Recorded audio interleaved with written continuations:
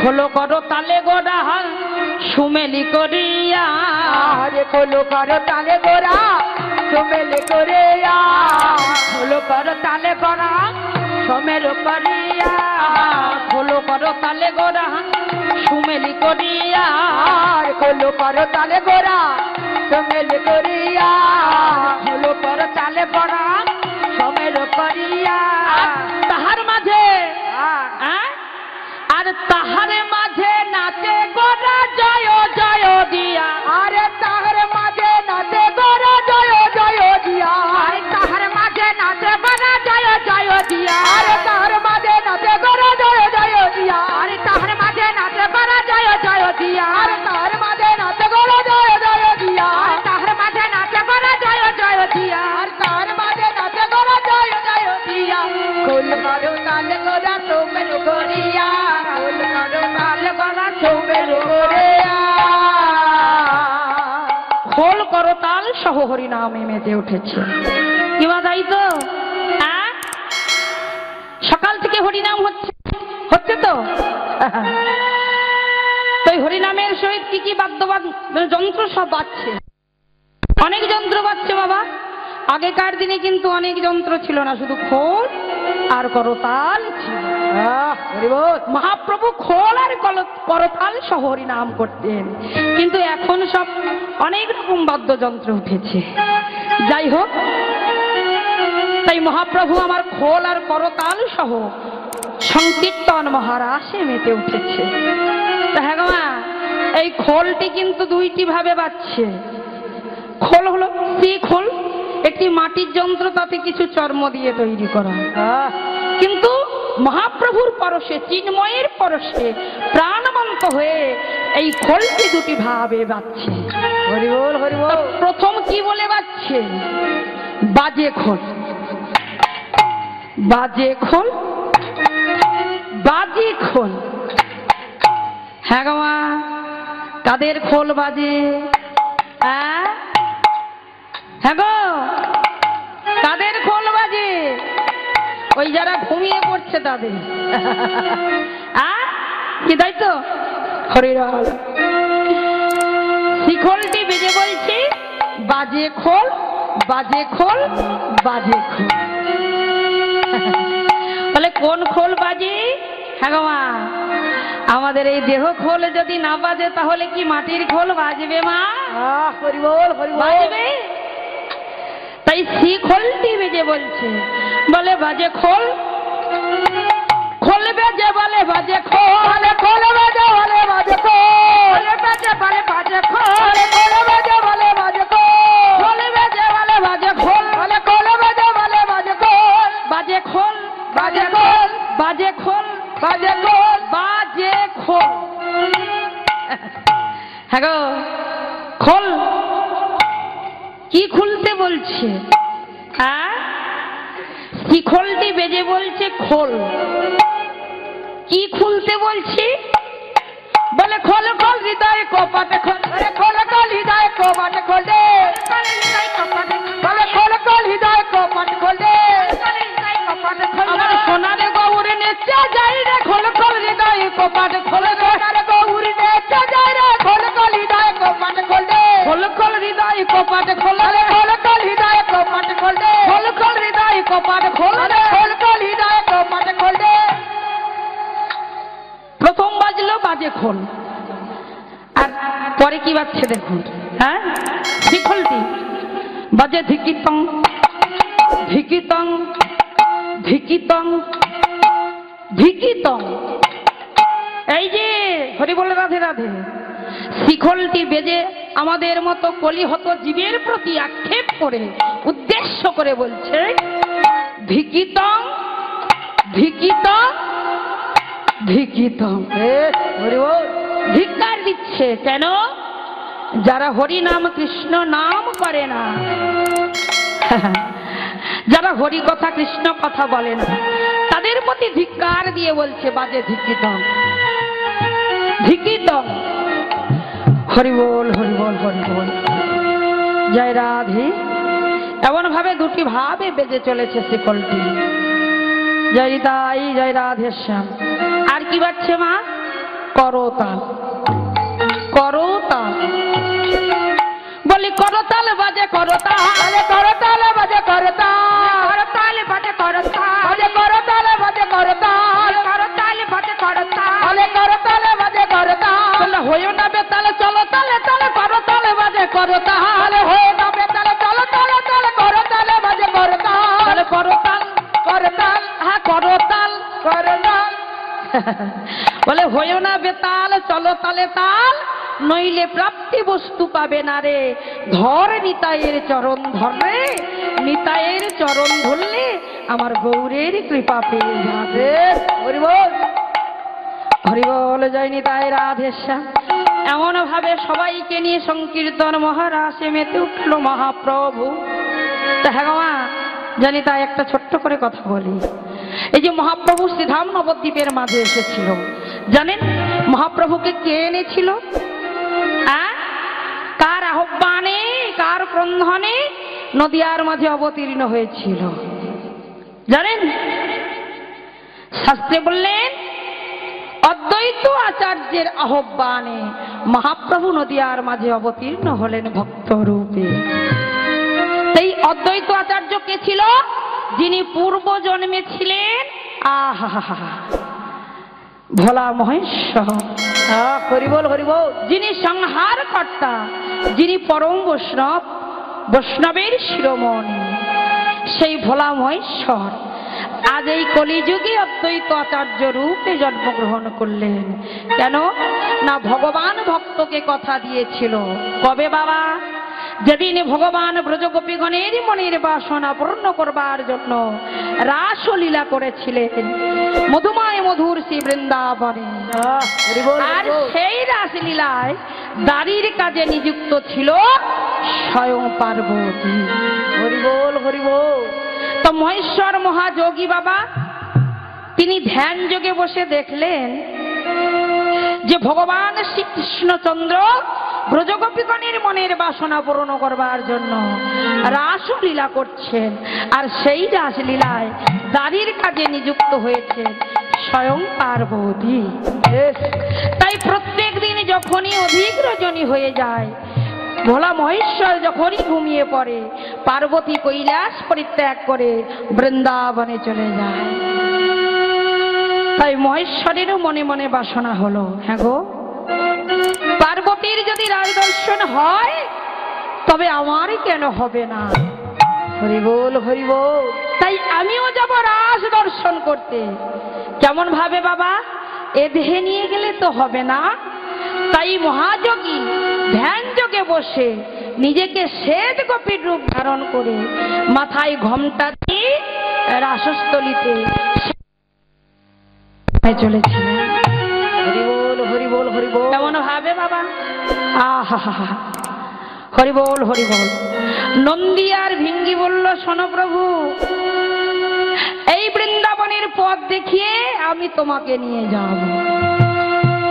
তাই মহেশ্বরকে বৃন্দাবনের পথ দেখিয়ে নিয়ে চলেছিলেন নন্দী আর ভিঙ্গি। বম বম করতে করতে সবাই মিলে বলতে বলতে চলেছিল, চলো ওম নমো শিবায়, ওম নমো শিবায়, ওম নমো শিবায়, ওম নমো শিবায়, ওম নমো শিবায়, ওম নমো শিবায়, ওম নমো শিবায়, ওম নমো শিবায়, ওম নমো শিবায়, ওম নমো শিবায়। Har Har bomb bomb, Har Har bomb, Har Har bomb bomb, Har Har bomb, Har Har bomb bomb, Har Har bomb, Har Har bomb bomb, Har Har bomb. Har Har bomb bomb, Har Har bomb, Har Har bomb bomb, Har Har bomb, Har Har bomb bomb, Har Har bomb, Har Har bomb bomb, Har Har bomb. ওম নমো শিবায়,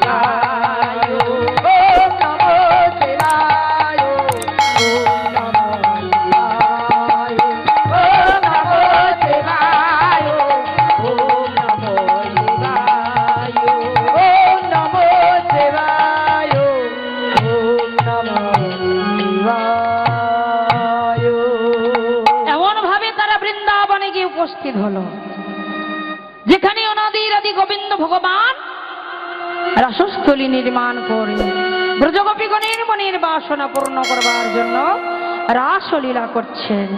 সেখানেই মহেশ্বর শ্বেত গোপীর রূপ ধারণ করে গিয়ে উপস্থিত হলো।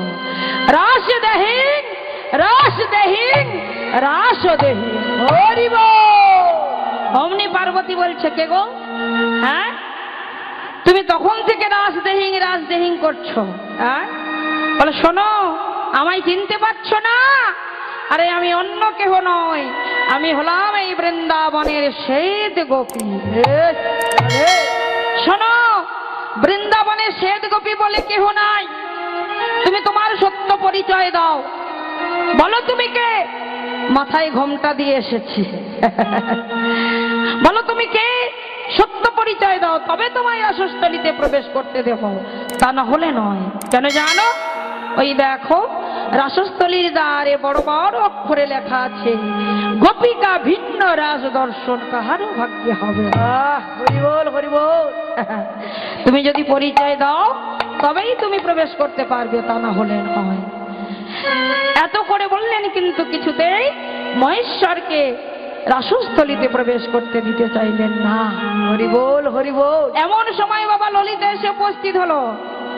ললিতা এসে বলছে, এই যে শোনো, কে তুমি? এমন করে জোর করে প্রবেশ করতে চাইছো রাসস্থলীতে? বলে শোনো না, আমি বৃন্দাবনের শ্বেত গোপী গো। বলে শোনো, আমরাও বৃন্দাবনে থাকি, তা বৃন্দাবনের শ্বেত গোপী বলে আমরা কখনো কাউকে দেখি না। তুমি তোমার পরিচয় দাও। আর শোনো, তুমি যদি গোপী হও, আমরাও নারী, তুমিও নারী, তাহলে কেন ঘোমটা দিয়ে আছো? বলে শোনো, ঘোমটা দেওয়া হলো আমার বাল্যকালের অভ্যাস, কিন্তু তা নয় বাবা।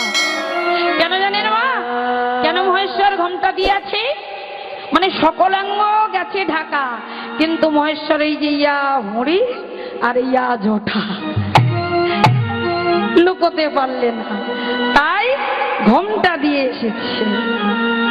ললিতা বলছে, তুমি ঘোমটা খোলো, তবেই তোমাকে রাসস্থলীতে প্রবেশ করতে দেব, তা না হলে নয়। আর মহেশ্বর কিছুতে ঘোমটা খুলবে না, আর ললিতা কিছুতেই ছাড়বে না। অমনি ললিতা কি করলো? জোর করে গিয়ে মহেশ্বরের ঘোমটা খানা খুলে দিল।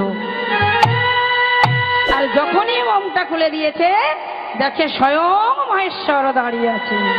একই মহেশ্বর, হ্যাঁ, তুমি সেই কৈলাস পরিত্যাগ করে এই বৃন্দাবনে এসেছ, হ্যাঁ, শ্বেত গোপী রূপ ধারণ করে রাজ দর্শন করতে?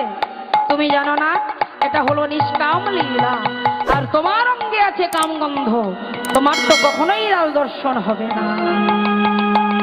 মহেশ্বর কত প্রার্থনা করল, ললিতা একবার দ্বার খুলে দে, আমি শুধু রাসলীলা দর্শন করেই চলে যাব আমার মনের আশা পূর্ণ করে। কিন্তু কিছুতেই মহেশ্বরকে প্রবেশ করতে দিল না। ললিতা কি করলো মা? যখনই মহেশ্বর জোর করলেন, ললিতা কি করলেন? বাম করে ধরে মহেশ্বরকে কৈলাসে নিক্ষেপ করলেন। হরি বল, হরি বল। যখনই কৈলাসে নিক্ষেপ করলে, ওই কৈলাসে বসে মহেশ্বর অঝর নয়নে কাঁদছিল, প্রভু সবার ভাগ্যে রাজ দর্শন হবে, আমার ভাগ্যে কি তাহলে হবে না?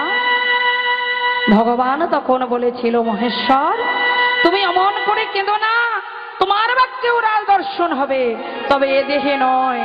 এ দেহ পরিত্যাগ করে আগত কলিযুগে তুমি শান্তিপুরে অদ্বৈত আচার্য রূপে জন্মগ্রহণ করবে।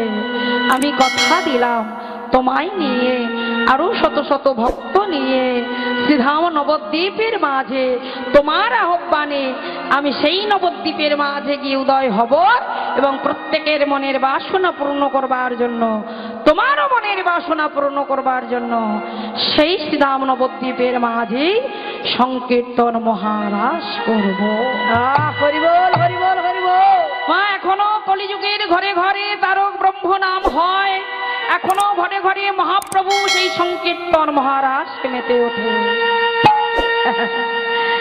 হরি বল। তাই ভক্তির মনোবাসনা পূর্ণ করবার জন্য শ্রীধাম নবদ্বীপের মাঝে আমার ভক্ত কুলরঞ্জন ভগবান বৃন্দাবন লীলাকে অনুসরণ করে সবাইকে নিয়ে সংকীর্তন মহারাসে মেতে উঠেছে।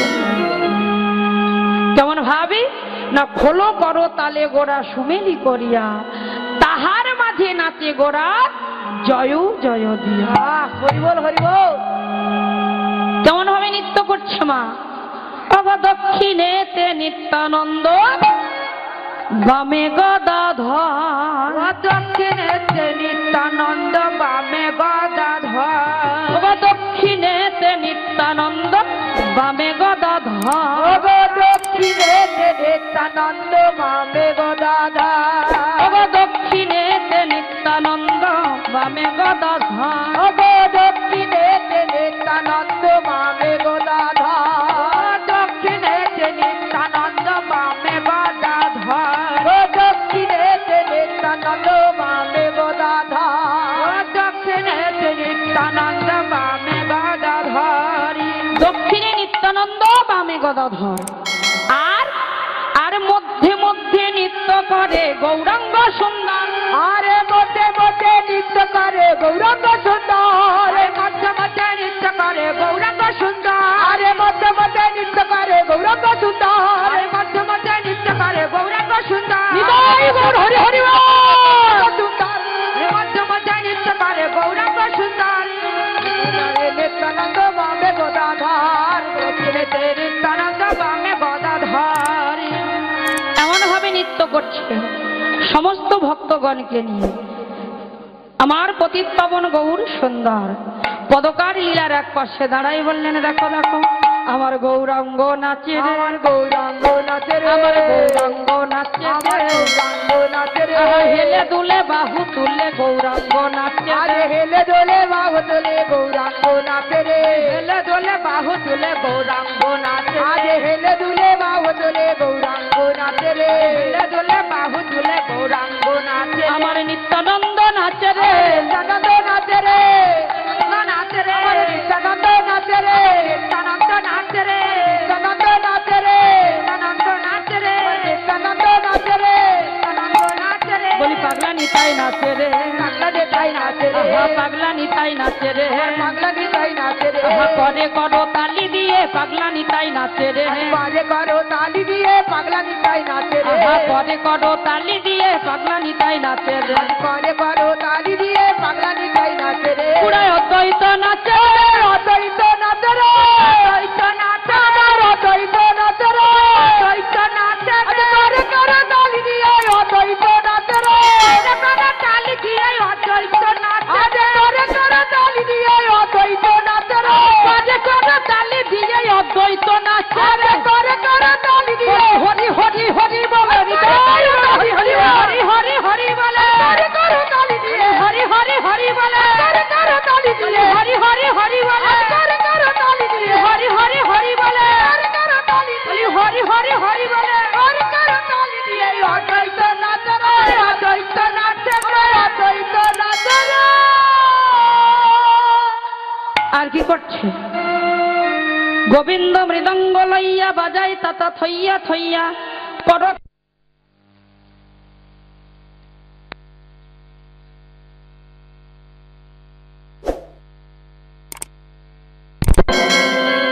সবাই রাসরসে মেতে উঠেছে। আমার ইয়ে হরিবল জয় রাধে, জয় রাধে শ্যাম।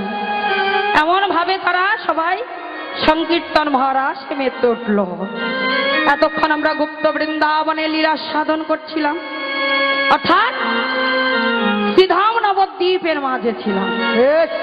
এখন আমরা কিন্তু সবাই মিলে বৃন্দাবনে যাব। কি যাব তো?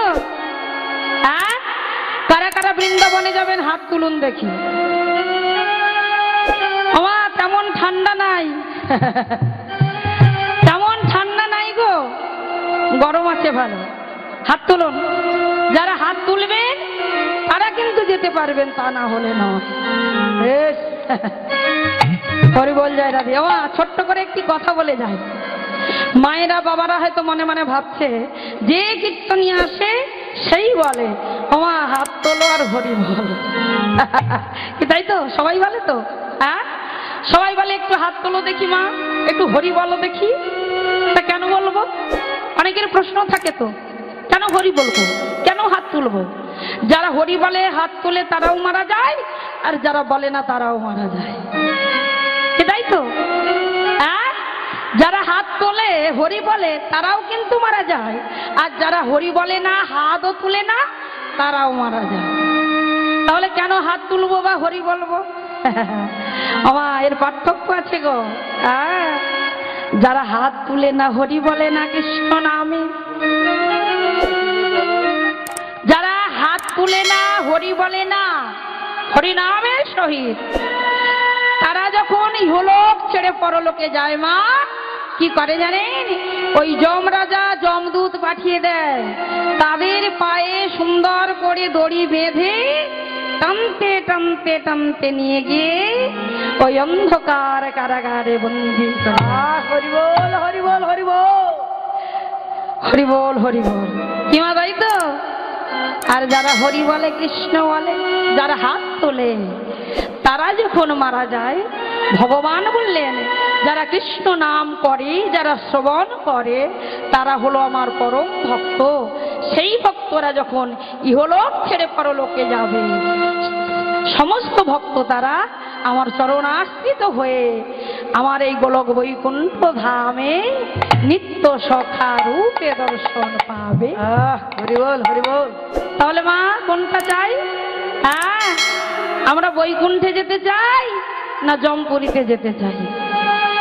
যদি যমরাজার দ্বারে যেতে চাই বাবা, তাহলে হাত তুলতে হবে না। আর যদি মনে করি যে না, আমরা ভগবান বিষ্ণুর চরণ আশ্রিত হয়ে থাকবো, তাহলে সবাইকে হাত তুলতে হবে। নিতাই গৌর হরি বল হরি বল। জয় রাধে, জয় নিতাই। আরেকটি কথা মা, জয় নিতাই, অনেক মায়েরা আবার ঘুমিয়ে পড়ছে জানেন তো। সত্য তেতা দাপর কলি, কি মা তাই তো? হ্যাঁ, সত্য তেতা দাপর কলি, এটা কলিযুগ। কলিযুগ তো মা, হরি বল জয় রাধে। তাই কলিযুগে এত নামের প্রচার, এত নামের প্রকাশ, ঘরে বাইরে পথে ঘাটে সবাই দুটি বাহু উত্তোলন করে হরি বল হরি বল হরি বল করছে। সবাই হরি বল বলছে। তা যারা যারা হরি নাম করবে, হরি বল বলবে, ভগবান বললেন তারা হলো আমার পরম ভক্ত, তারা মৃত্যুর পরে আমার চরণ আশ্রিত হবে। তা হ্যাঁ মা, সবাই যদি আমরা হরি বলি, তাহলে ভগবানের চরণ আশ্রিত হয়ে যাব, সবাই আমরা বৈকুণ্ঠবাসী হব। তাহলে কি যমরাজার রাজত্ব চলবে? মা চলবে বাবা, চলবে মা? একটু কথা বলুন, ভালো লাগবে। চলবে যমরাজার রাজত্ব? যমরাজা চিত্রগুপ্তকে ডেকে বললেন, শোনো, খাতা বন্ধ করে দাও। বলে কেন? বলে ওই দেখো কলিযুগের মানুষ কেমন ভাবে দুটি বাহু উত্তোলন করে পথে পথে সবাই বলছে কৃষ্ণ কেশব কৃষ্ণ কেশব কৃষ্ণ কেশব, তাই মান রাম রাঘব রাম রাঘব রাম রাঘব রাম। সবাই সবাই কেশব কৃষ্ণ কেশব তাই মান রাম রাঘব রাম রাঘব রাম রাঘব রাম। কৃষ্ণ কেশব কৃষ্ণ কেশব কৃষ্ণ কেশব, তাই মান রাম রাঘব রাম রাঘব রাম রাঘব রাম। কৃষ্ণ কেশব কৃষ্ণ কেশব কৃষ্ণ কেশব, তাই মান রাম রাঘব রাম রাঘব রাম রাঘব রাম। কেশব কৃষ্ণ কেশব কৃষ্ণ কেশব তাই মান রাম রাঘব রাম রাঘব রাম রাঘব রাম। হ্যাঁ গো মা, এত যদি নামের প্রচার হয়, সব ভক্তরা যদি এমন করে নাম করে, তাহলে সবাই ভগবানের চরণাশ্রিত হবে। হরি বল। তাহলে আর যমরাজার কিভাবে রাজত্ব চলবে? তাই চিত্রগুপ্তকে বললেন খাতা বন্ধ করে দাও। চিন্তায় বসে গেছেন যমরাজ, কেন আমার সমস্ত রাজত্ব হয়তো বন্ধ হয়ে যাবে। হরি বল। বড় চিন্তায় পড়ে গেল মা। হ্যাঁ, ঠিক এমন সময়, এই যে মা একটু ভালো করে শুনুন, শুনে রাখা দরকার ভাগবতের কথা। যমরাজা চিন্তায় পড়ে গেছে। এমন সময় যমরাজার 3টে কন্যা ছিল, জানেন কি? জানেন বাবারা? হ্যাঁ জানেন? এগো মায়েরা জানেন? যমরাজার 3টে কন্যা ছিল, তাদের নাম জানেন? জানেন না? আমি বলবো? হ্যাঁ, তাহলে ভালো করে শুনবেন। যমরাজার 3টে কন্যা ছিল। প্রথম কন্যার নাম হলো হাঁপানি, দ্বিতীয় কন্যার নাম হলো ঝিমনি, আর তৃতীয় কন্যার নাম হলো ঘুমনি।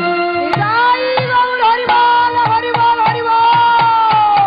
তো সেই 3 কন্যা বললেন, শোনো পিতা, তোমার কোনো চিন্তা নাই, তোমার রাজত্ব ভালো চলবে। বলে কেন?